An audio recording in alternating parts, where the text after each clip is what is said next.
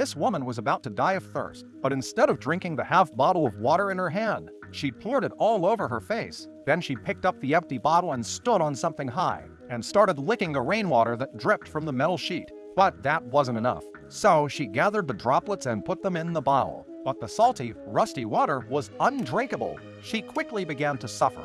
She'd been trapped in this container for a whole week. And to make matters worse, the endless ocean was just outside. The seawater kept pouring in through the small holes. She hadn't had a drop to drink in days, but the seawater coming in was undrinkable. Just when she was on the verge of giving up, she suddenly felt water droplets on her face. She slowly looked up, and to her disbelief, it was raining outside. She stood up, not sure if it was real, and felt grateful for this gift from above. Without wasting a second, she grabbed all her containers and set them up on the table, trying to collect the precious fresh water. But that didn't last long. She had to hurry and break open the container. But halfway through, the drill overheated and died.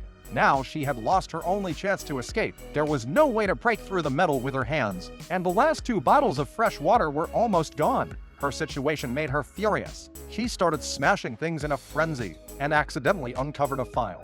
Seeing the saw-like blade, hope sparked inside her, but it wasn't much help. After sawing for a while, she hadn't made a dent, and her hands were covered in cuts. Plus, with no water for so long, her body was reaching its limit. That night, she drifted in and out of consciousness. The next day, she suddenly thought of a way to escape. The container just had one side left uncut. She figured she could do it like opening a can. Find a weak point and pull the opening apart. She grabbed 2 straps with both hands and gave it everything she had, pulling down with all her strength. The gap got wider and wider with each pull. Finally, she put all her weight into it, and with a loud screech, the metal panel was completely torn open. The long-awaited light hit her face.